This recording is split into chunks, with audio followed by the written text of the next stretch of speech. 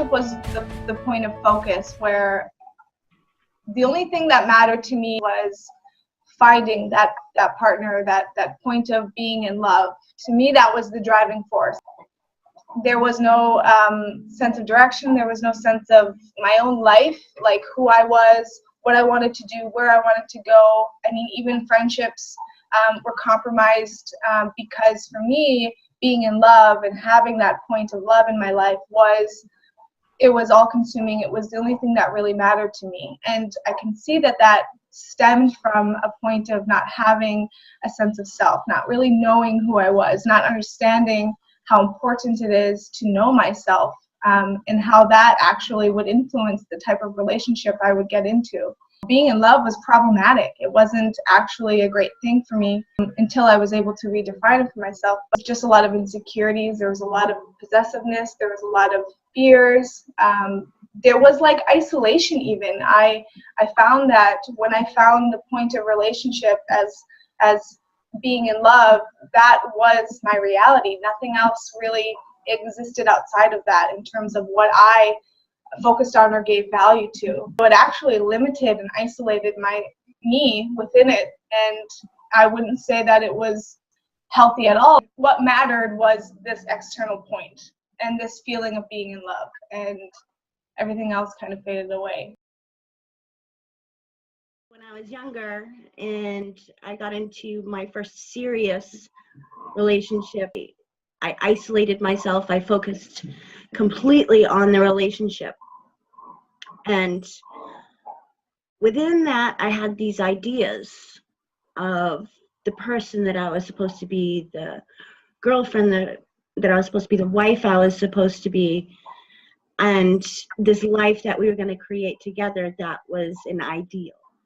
It was working towards something that wasn't real, but I created it in my mind as though this is a real thing, and everything that I worked towards was this idea.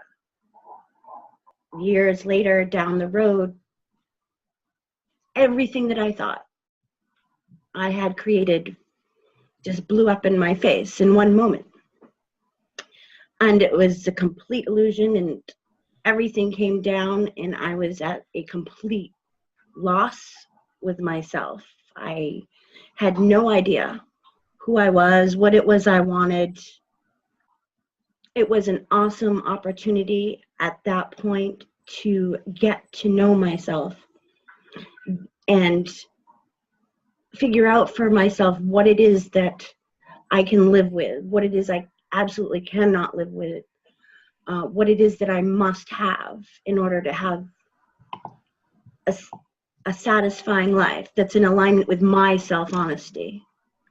And from there, I was able to get myself to where I knew myself so well that going into any other relationship from then on out, I knew who I was, so I could lay it right on the table. This is who I am.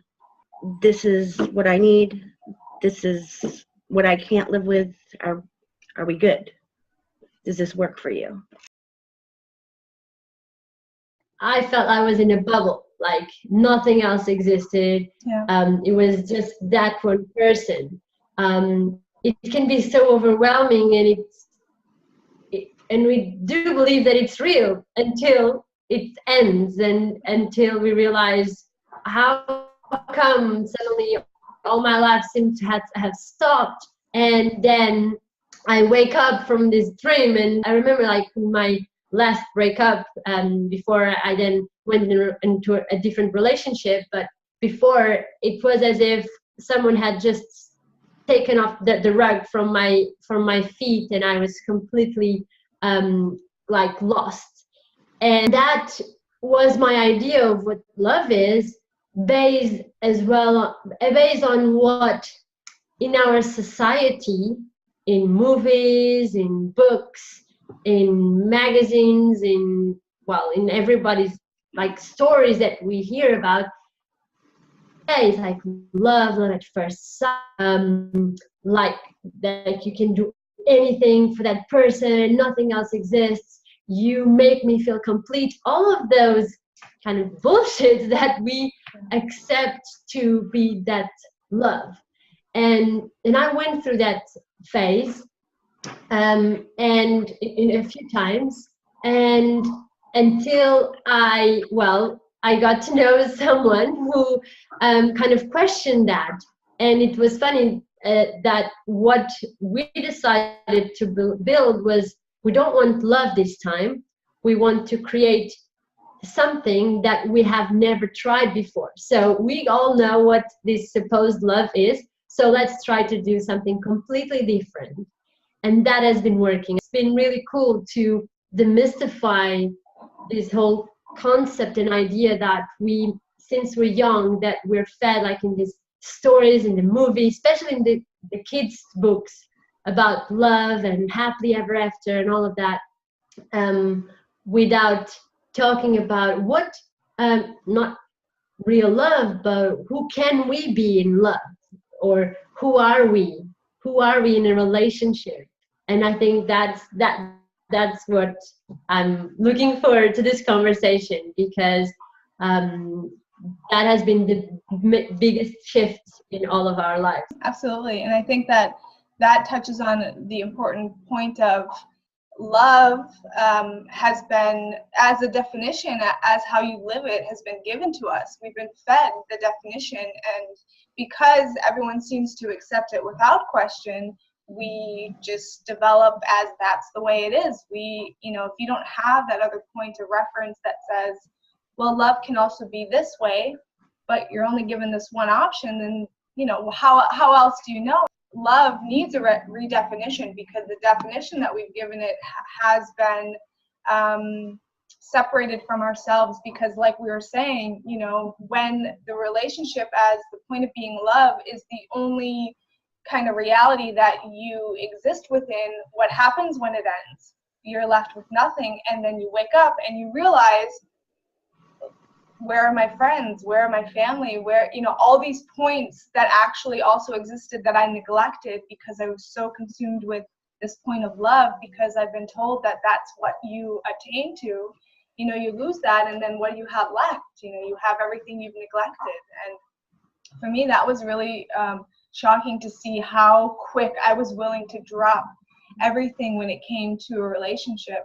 As soon as I felt, love even was that feeling of the first week of meeting someone and them making that first phone call. It's like, I wouldn't know how else to define love back then, because that feeling was so overwhelming and felt so good. This must be love, because my God, this is amazing. And I was so quick to neglect everything else. Definition of love, is problematic, obviously, because there's no me within that. Who am I? It's all about the partner. It's all about the love as an external manifestation. This partner now provides me with love in my life, but is there actually the ability to create love within me first and foremost? And what would that look like if I then, if I was love, if I lived love as who I am, would that then translate into, who I decide to be with and walk with? The definition of love is problematic for sure. There's a lot of that ownership around it, like this is mine now, or this is my better half now, like somehow I'm lacking, so I need this other person to make me whole. I had this emptiness, this void. Something was missing there, because I was used to having someone right there all those years. Even though it was a pretty rocky relationship, there was always someone there that I could bounce ideas off of, or get some form of physical security. I could be held. So for me, it was like an empty spot. So what I had to do was, every day, I had a word that described what I was missing. Like, the big one for me was communication. So what I did is, I would sit down and I would write out what it is that I was looking to get from someone else, from the communication process. And then I would turn it back to myself and write down how it is I could give it to myself. So for my communication, I would write. That was a part of my self-communication, was the writing and self-forgiveness process. So when I was actually looking for someone to communicate with, I just start writing or talking with myself, inside myself. You know, when you have those moments where you can just be quiet with just you here with your body, relaxing and seeing what comes up in those moments for points to deal with. That was a part of my self-communication, and I did that with so many things, with words like other things. My previous partner was always there, so I had to come up with ways to always be there and be consistently be there and be present for myself. And I had specific outlines that I would do for myself, and I just slowly filled in these empty spots in my life. And when it came to getting into a new relationship, I wasn't leaning on that person to give that stuff to me anymore. I am in a relationship where there's awesome communication, and the support is spot on. Whenever I have an issue, I can go and I can openly communicate and get real common sense support back. But I don't lean on him for that.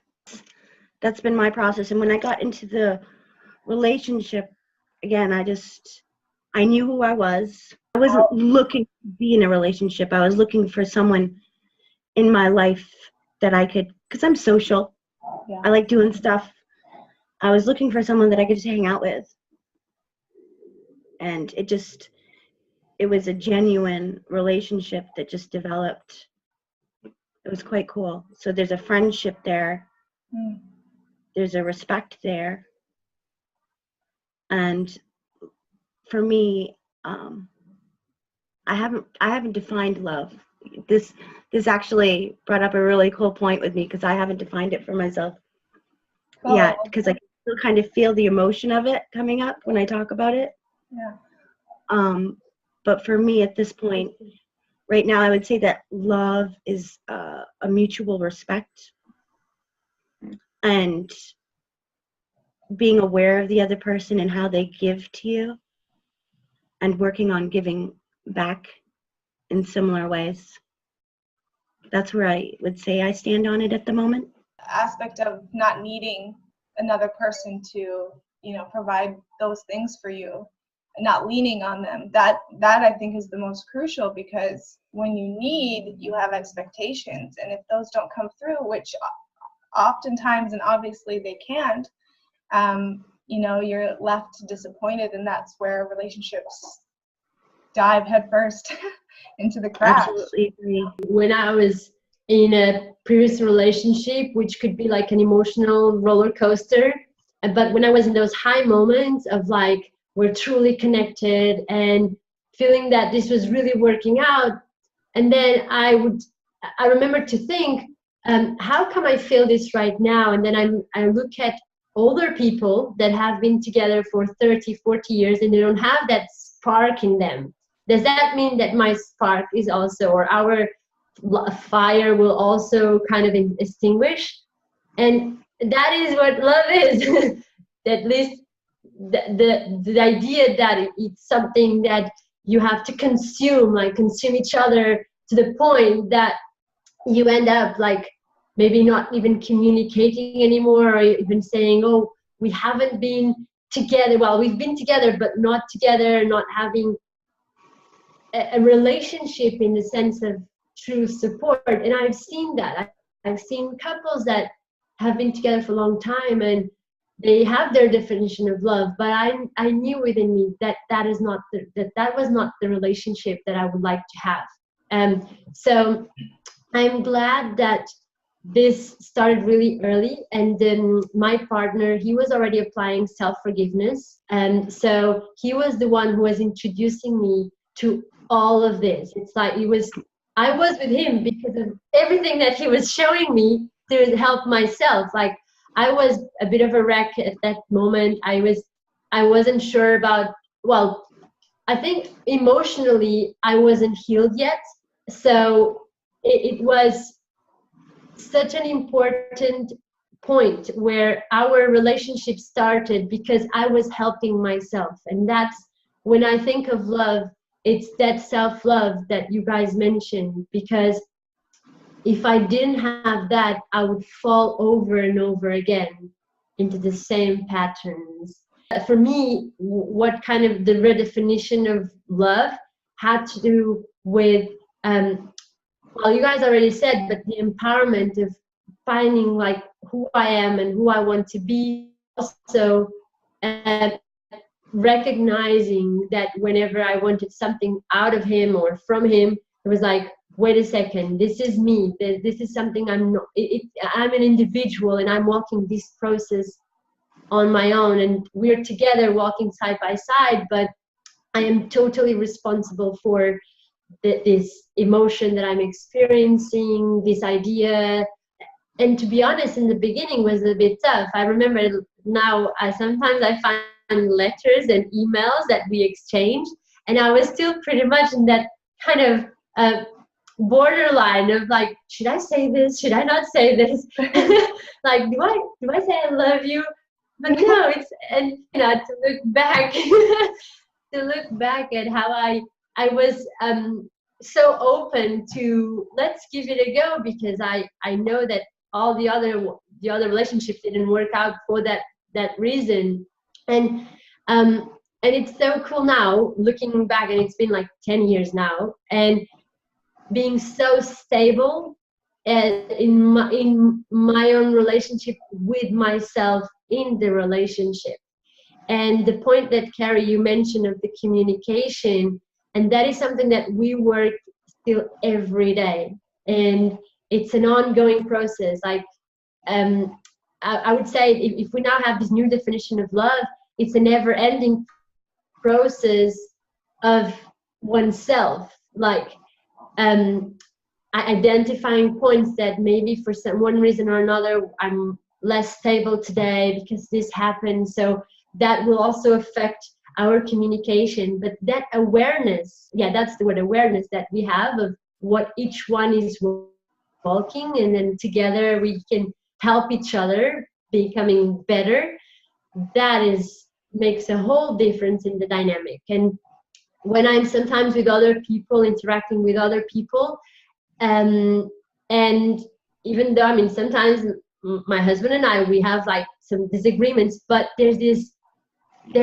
point of like agreement. It's like, no, we know what we're dealing with, this emotion, like let's not delude ourselves, we're not going to go back to that unstable situation, because we will reconnect. And as you said, Carrie, with writing and sometimes just having a chat with my buddy, that will suffice to sort out my own shit and reconnect with myself, so that I can go back to talk to him without reacting, which sometimes in relationships that can be so frustrating. And having that, also that self-trust that we develop of we will walk this no matter what, because we will face this point again. Like if it's not this week, it's going to be next week. So it's been pretty cool to recognize where we are in that, and in developing that self-awareness, because so much more is possible. It's so amazing. And if in the past I thought that love would be this wonderful thing where everything can happen, now that I know what that love doesn't really offer me that, but what we have as an agreement is totally limitless. It's like you can be so much more standing. So much more is possible without those limitations Yeah. that we put on ourselves about the way things should be or the way things are. And just see what happens when you're creating this whole new thing. Yeah. I think also we think that love as it's been defined in the world, is this like all magic powerful like force that is going to overcome anything. But the reality is love, like real love, that takes work, man. You have to put in sweat and tears and labor. Like that does not come naturally, I don't think, to anyone who have actually created a supportive and solid relationship that has lasted the test of time. You know, people that have been together for years, like I'm sure everyone would tell you that that is not an easy gig. You know, that takes real work. And so definitely that idea of love, you know, conquering all is not, if it's not defined practically, it's not true.